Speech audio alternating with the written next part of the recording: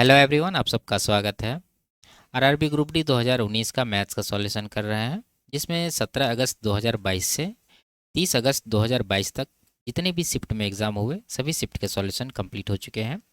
इनके सारे videos playlist में मिल जाएंगे। आज की क्लास में 1 सितंबर 2022 का पहला शिफ्ट का सॉल्यूशन करेंगे और इन सब के सॉल्यूशन पहले ही कंप्लीट हो चुके हैं। इनके वीडियोज़ देखने के लिए प्लेलिस्ट विजिट कर सकते हैं, लिंक नीचे डिस्क्रिप्शन में दिया गया है। तो शुरू करते हैं। उससे पहले चैनल पर नए हैं तो चैनल को सब्सक्राइब कर लीजिए। आगे बढ़ते हैं। पहला सवाल है, सरला और किशोर की आयु का योगफल 26 वर्ष है। ठीक है। यदि 3 वर्ष पहले किशोर की आयु सरला की आयु की 3/2 गुनी थी, तो सरला की वर्तमान आयु कितनी है? देखिए, दो लोग हैं, किशोर के और सरला को ऐसे लिखते हैं। अगर हम लोग यहाँ देखें कि 3 वर्ष पहले क्या कर रहा है कि किशोर की आयु सरला की 3/2, तो हम लोग सरला को मान लेंगे 2 यूनिट का। ठीक है। तो किशोर का कितना होगा? 3 यूनिट का हो जाएगा। 2 का 3/2 करेंगे तो 3 यूनिट।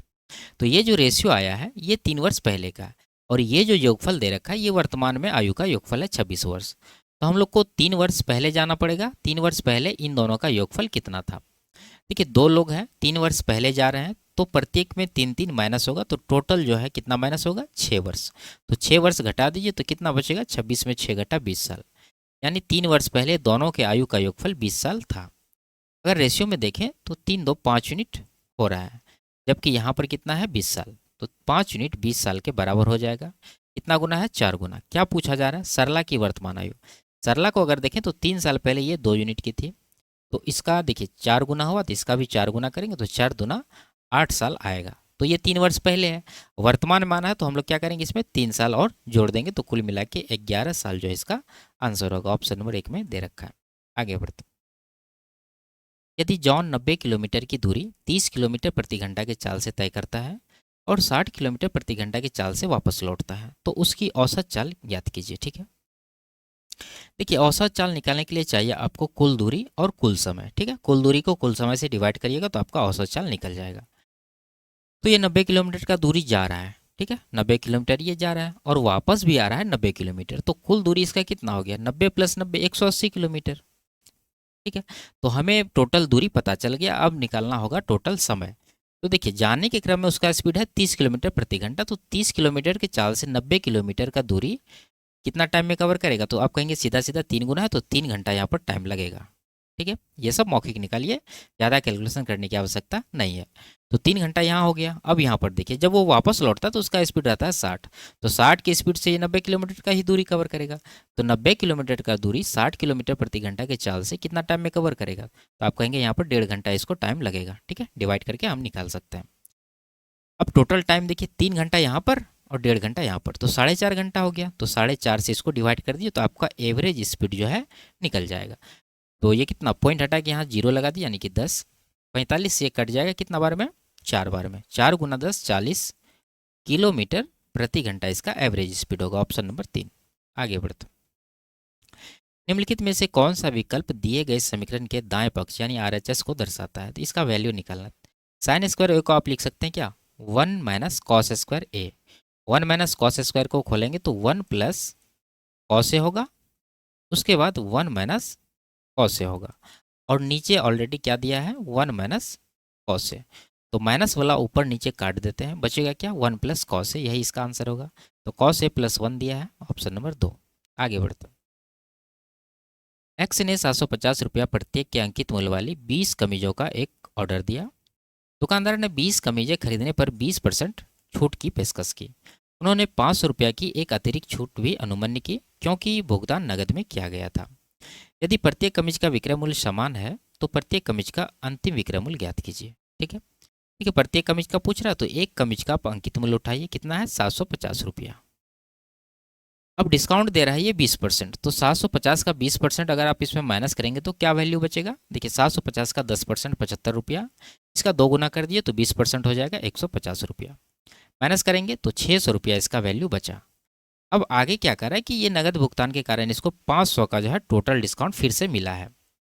ठीक है। दोबारा तो 500 का डिस्काउंट मिला है, लेकिन ये टोटल 20 कमीज खरीद रहा है, तो प्रत्येक कमीज पर कितना का डिस्काउंट मिला, तो 20 से डिवाइड कर देंगे तो ये कट जाएगा 25 बार में, ठीक है। तो प्रत्येक कमीज पर 25 का डिस्काउंट फिर से मिला इसको। तो फिर से जो है एक कमीज का हम लोग निकाल रहे, तो एक बार 25 इसमें माइनस कर दीजिए। तो 600 में 25 माइनस करेंगे तो वैल्यू बचेगा 575। यही होगा final selling price. Option number 1 में जो है दिया हुआ है। आगे बढ़ते, इसको सरल करना है। देखिए इसको हम लोग लिख सकते हैं आगे थोड़ा सा सिंप्लीफाई करके। जैसे 5 की पावर क्या है, 3 है। 27 को आप क्या लिख सकते हैं, 3 तिया 9 तिया 27 होता है, यानी 3 की पावर 3 गुना 10 की पावर 3 है, तो इसको 2 की पावर 3 गुना 5 की पावर 3 लिख सकते हैं, ठीक है। पावर बराबर है तो आधार को हम लोग तोड़ सकते हैं 2 गुना 5 में। और नीचे 5 की पावर 6 है गुना 3 की पावर 2 है, उसके बाद 4 है तो इसको 2 की पावर 2 लिखिए। अब कटाइए, देखिए 5 की पावर 3 यहाँ 5 की पावर 3, तो कुल मिला के 5 की पावर 6 हो गया, और नीचे भी 5 की पावर 6 है, तो ये सबको काट दीजिए, कट गया।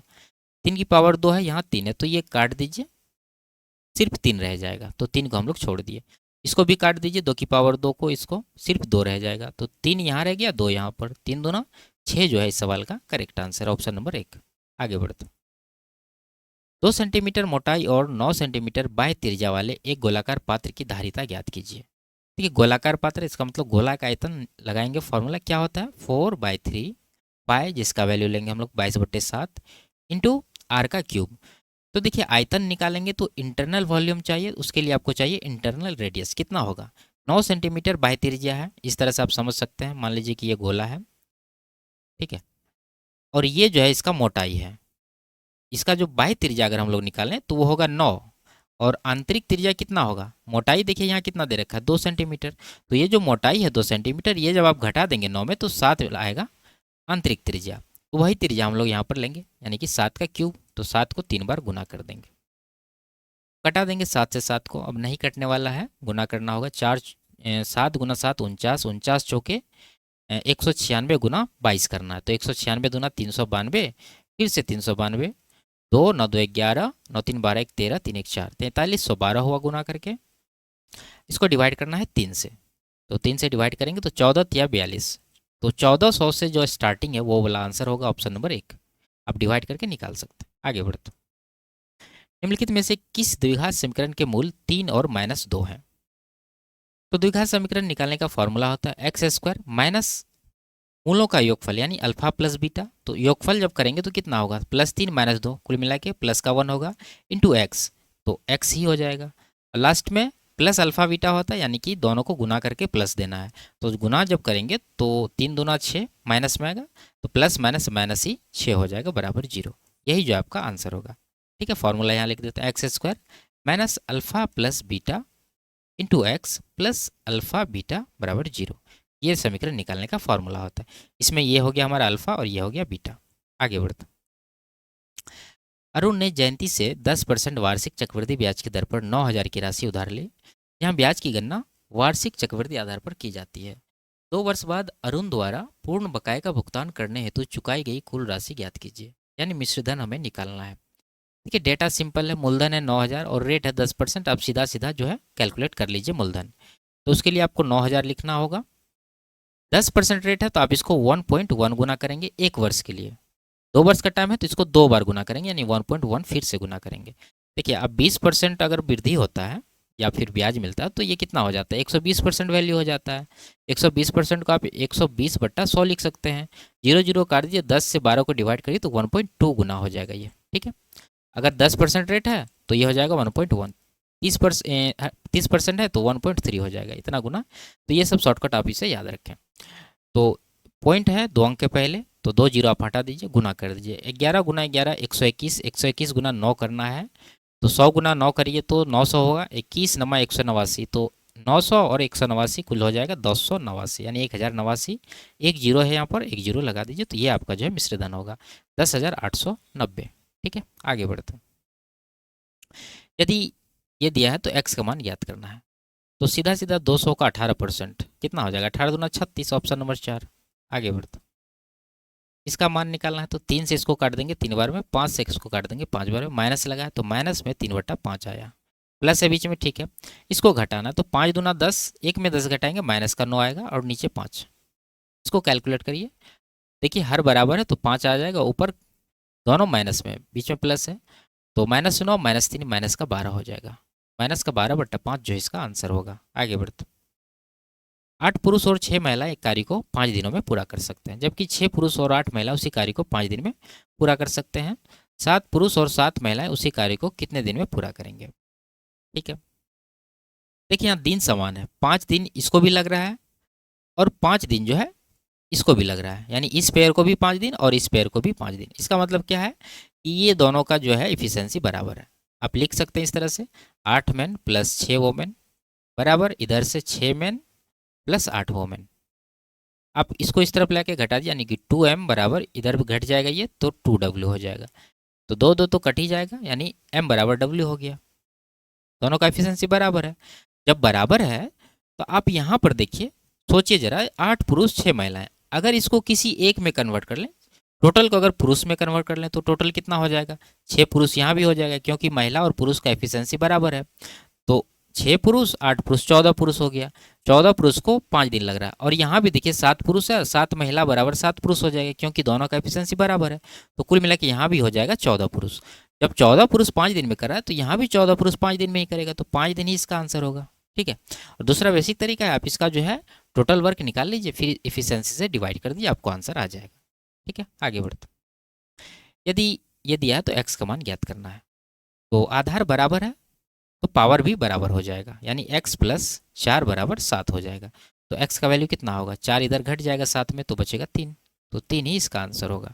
आगे बढ़ते, दो संख्याओं का एलसीएम और एचसीएफ का गुणनफल 48 है। यदि दोनों संख्याओं का अंतर 13 है तो संख्याएं ज्ञात कीजिए। देखिए, मान लेते हैं संख्याएं x और y है, जिसमें x जो है y से बड़ी है। तो अंतर 13 है, यानी कि x माइनस वाई बराबर 13 लिख सकते हैं। अब यहाँ देखिए, एलसीएम और एचसीएफ का गुणनफल 48 है, और हम लोग क्या जानते हैं कि दो संख्याओं का गुणनफल बराबर होता है उनके एलसीएम और एचसीएफ का गुणनफल। यानी एलसीएम और एचसीएफ का गुणनफल ये है, इसका मतलब संख्याओं का गुणनफल भी यही है। तो संख्या ये एक्स वाई है, तो x गुना वाई बराबर हम लोग 48 लिख सकते हैं यहाँ पर। अब आप यहाँ पर सोच सकते हैं, नहीं तो ऑप्शन से देख लीजिए। देखिए, 48 को आप बोल सकते हैं 16 तिया 48, और भी पेयर होता है, 16 तिया आएगा, तो 16 में से 3 घटाएंगे तो 13 भी आएगा। इसका मतलब क्या है कि x का वैल्यू 16 और y का वैल्यू 3 है यहाँ पर।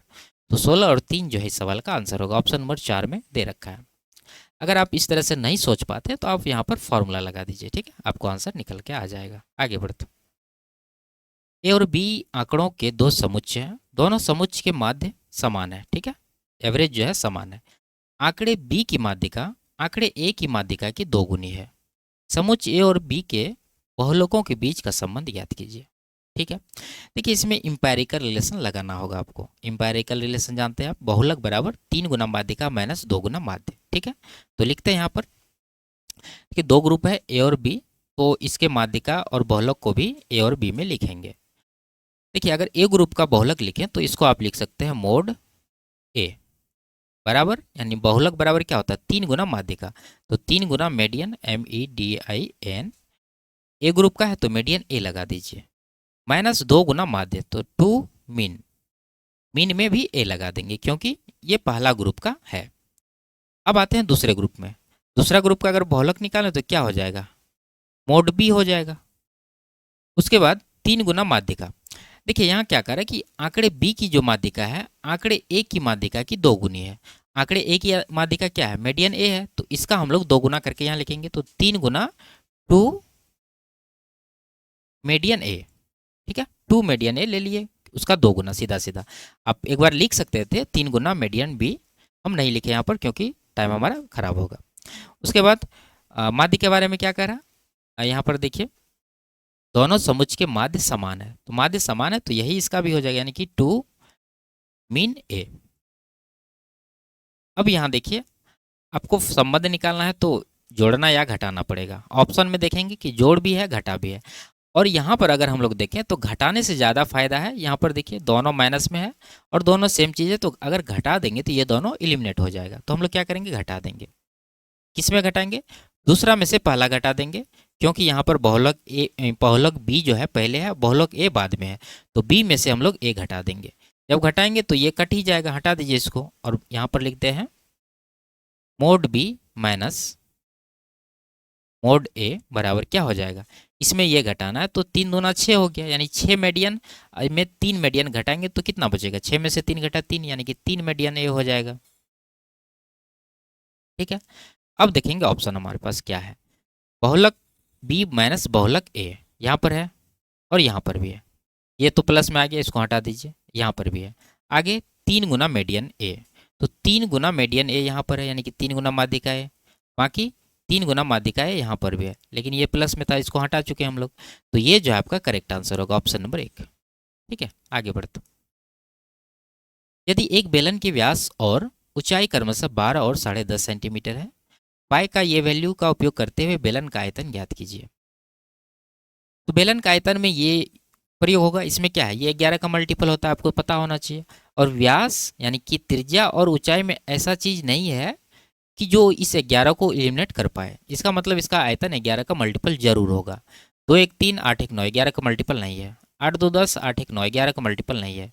3 3 6 1 1 2 ये भी 11 का मल्टीपल नहीं है।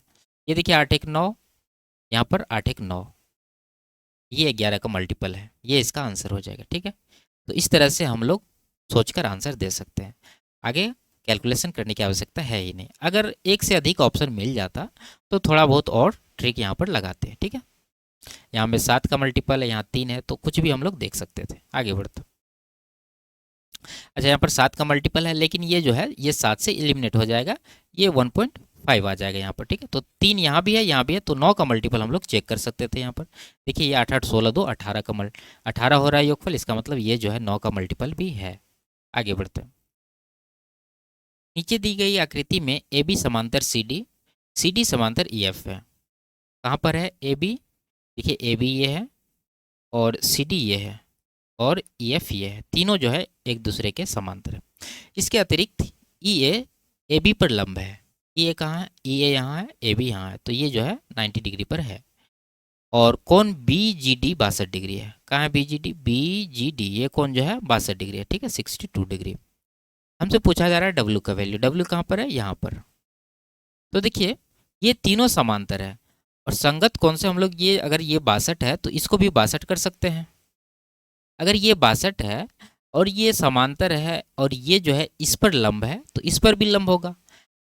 लंब है तो 90 डिग्री का कौन है, जिसमें कि ये 62 है, तो ये कितना बचा 90 माइनस 62, यानी डब्ल्यू बराबर हो जाएगा 90 माइनस 62, घटाने के बाद 28 डिग्री आपको मिलेगा। ऑप्शन नंबर 1 इसका सही आंसर है। ठीक है, आगे बढ़ते। यदि निर्माता को 12% का लाभ प्राप्त हुआ है, हेलो हेलो हेलो, यदि निर्माता को 12% का लाभ प्राप्त होता है, थोक विक्रेता को 15% का लाभ और खुदरा विक्रेता को 20% का लाभ प्राप्त होता है, तो उस मेज की उत्पादन लागत ज्ञात कीजिए जिसका खुदरा मूल्य ये है। ठीक है, फाइनल वैल्यू ये है और ये जो वैल्यू आया है इतना प्रॉफिट कमाने के बाद का वैल्यू ये है। तो हम लोग मान लेंगे जो इसका जो इनिशियल वैल्यू है यानी उत्पादन लागत वो क्या है, एक्स है। ठीक है, एक्स के बाद पहला प्रॉफिट निर्माता को मिला है कितना 12%, तो 12% का फ्रैक्शन होता है कितना 3/25, यानी 25 पर 3 का प्रॉफिट कमाया, तो वैल्यू हो गया 28/25। आगे किसका प्रॉफिट है, थोक विक्रेता का, कितना 15% का, 15% का फ्रैक्शन होता है कितना 3/20, यानी 20 पर 3 का प्रॉफिट है, तो वैल्यू हो गया 23/20। उसके बाद खुदरा विक्रेता 20% का लाभ प्राप्त करता है, 20% मतलब 1/5, यानी 5 पर 1 का प्रॉफिट है, तो वैल्यू हो गया 6/5। ये हुआ फाइनल वैल्यू, जबकि यहाँ पर फाइनल वैल्यू ये दे रखा 15,456, तो 15,456 इसके बराबर कर देंगे और इसको कटा के आंसर निकालेंगे एक्स का वैल्यू। 6 से कटाएंगे सबसे पहले, 6 दूना 12, 34 हुआ, 6 पंचे 30, 6 7 42, 6 4 36। उसके बाद 23 से काट देते हैं, 23 1 23, 23 1 23, 23 दूना 46, 112, 28 से ये कट जाएगा 4 बार में, तो x का वैल्यू क्या होगा, ये सब जाके उधर गुना में होगा, तो 4 गुना 5 20 हुआ, 20 गुना 20 400, 400 गुना 25 करेंगे तो 25 चौके 100 पर 2 जीरो, यानी 10,000 जो है x का वैल्यू आया है। ऑप्शन नंबर 2 में दे रखा है। आगे बढ़ते।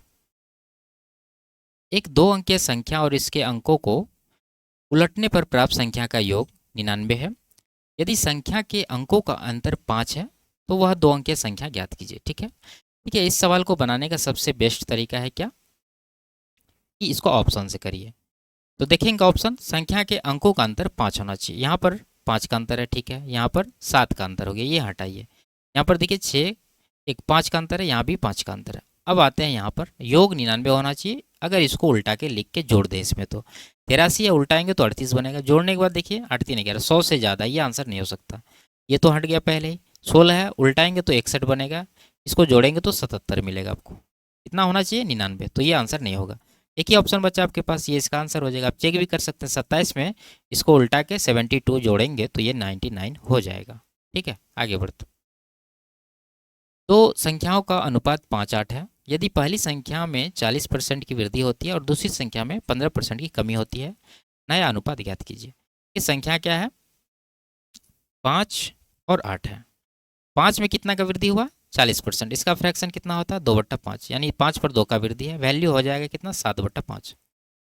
उसके बाद दूसरा संख्या 8 है, इसमें 15% का कमी हुआ, 15% का फ्रैक्शन 3/20, यानी 20 से 3 कम हो गया, तो वैल्यू हो गया कितना? 17/20। ये कटा के रेशियो ले लीजिए, आंसर आपको मिल जाएगा। 5 5 तो कट ही जाएगा, और 4 दूना 8, 4 पंचे 20, नीचे 5 रह गया, फ्रैक्शन को हटाने के लिए 5 से गुना कर दीजिए, तो 5 गुना 7 35 हो जाएगा ये, और यहाँ पर 5 5 कट ही जाएगा, 17 दूना 34 हो जाएगा, तो 35:34 इसका आंसर बनेगा। आगे बढ़ते, एक संख्या के 7 गुने में से 14 घटाने पर प्राप्त संख्या उसी संख्या के 5 गुने में 6 जोड़ने पर प्राप्त संख्या के बराबर है, वह संख्या ज्ञात कीजिए। तो संख्या मान लेंगे हम लोग क्या है? x है। x का 7 गुना करें तो 7x होगा, उसमें घटाना है 14, तो क्या मिलता है? उसी संख्या के 5 गुने में 6 जोड़ने के बराबर, तो x का 5 गुना 5x होगा, उसमें 6 जोड़ दीजिए, तो ये दोनों बराबर है, तो x का वैल्यू निकालना है। इसको इस तरफ ले आइए, 7 में 5 घट जाएगा, 2x बचेगा, इसको इस तरफ ले जाएंगे, जुट जाएगा, 14 6 20 हो जाएगा, 2 से काट देंगे इसको 10 बार में, तो x का वैल्यू क्या आ गया? 10, यही इसका आंसर होगा। आगे बढ़ते, रानी एक गाउन 3 घंटे में सिलती है, जबकि पद्मा वही गाउन 2 घंटे में सिलती है। वे दोनों प्रतिदिन 6 घंटे काम करती है।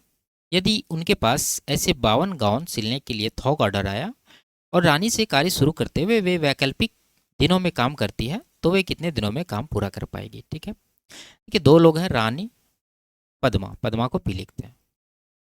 सबसे पहले आपको ये जानना होगा कि रानी जो है एक दिन में कितना गाउन सिलती है। देखिए रानी एक गाउन सिलने में लगाती है 3 घंटे, और दोनों जो है 6 घंटे एक दिन में काम करती है, तो एक दिन में कितना गाउन सिलेगी रानी? 3 घंटा से 6 घंटों को डिवाइड करती है, 2 गाउन जो है रानी एक दिन में सिल पाएगी। उसी तरह से पद्मा का देखिए, पद्मा 2 घंटे में ही एक गाउन सिल देती है, तो 6 घंटे में टोटल कितना गाउन सिलेगी?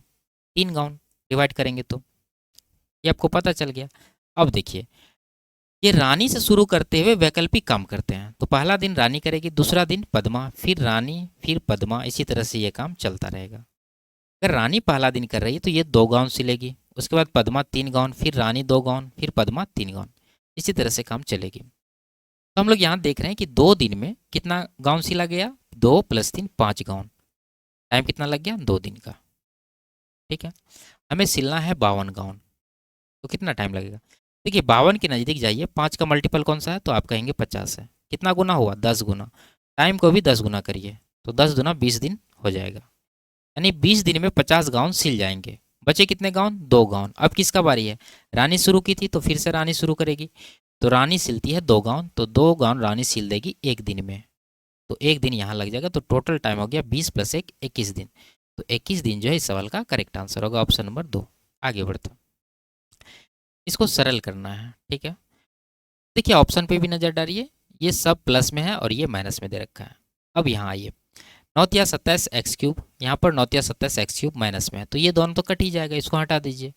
अब स्क्वायर वाला देखिए, 3 × 6 = 18x², उसके बाद यहाँ से 30 × 3 90 आया प्लस में, 9 गुना -2x, तो -9 है, -2x से गुना करने के बाद प्लस में आ जाएगा कितना? 18x। उसके बाद -9 × 30 करेंगे तो माइनस में कितना आ जाएगा? 9 × 27 यानी कि 270। ये 90 प्लस में है, 270 माइनस में, कैलकुलेट करेंगे तो इसका वैल्यू कितना होगा? 270 में 90 घटाइए 180, और माइनस में ये रहेगा क्योंकि बड़ा का चिन्ह यहाँ माइनस है। अब देखिए एक पद आपका ये है, दूसरा ये है, तीसरा ये हो गया, इसमें 18 कॉमन है, ठीक है, और माइनस में सब में कॉमन है, तो माइनस का 18 आप कॉमन ले लीजिए, तो यहाँ बच जाएगा x² प्लस में, और 18x प्लस में था तो ये माइनस में हो जाएगा x।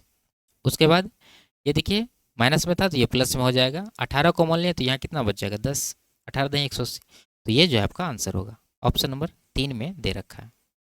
आगे बढ़ते, इसका एलसीएम ज्ञात करना है। तो ऑप्शन से करते हैं हमेशा हम लोग। तो 56 को पकड़ेंगे, इसमें क्या है 8 गुना 7, क्या ये 8 का मल्टीपल है? ये 8 दूना 16, ये 8 का मल्टीपल नहीं, हटाइए, ये 8 का मल्टीपल है। ये 8 का मल्टीपल नहीं है। दो ऑप्शन है आपके पास। अब आप 7 का मल्टीपल चेक कर लिए, क्या ये 7 से कट रहा है? 7 एक का 7, 7 एक का 7, 46 हो गया, 7 से नहीं कट रहा है। एक ही ऑप्शन बचा, ये इसका आंसर हो जाएगा। ठीक है, आगे बढ़ते, इसके मूल ज्ञात करना है। तो सॉल्व करना पड़ेगा थोड़ा सा। ए प्लस ए माइनस बी का होल स्क्वायर है, तो एक्स स्क्वायर, और माइनस का 5 दूना 10x हो जाएगा, प्लस में 25 हो जाएगा, बराबर राइट साइड है 5x, इस तरफ ले आइए तो माइनस में हो जाएगा 5x, 11 भी माइनस में हो जाएगा, बराबर 0। तो x square minus 10x minus 5x, कुल मिलाकर माइनस का 15x हो जाएगा। 25 माइनस 11 करेंगे तो प्लस में 14 होगा, बराबर 0।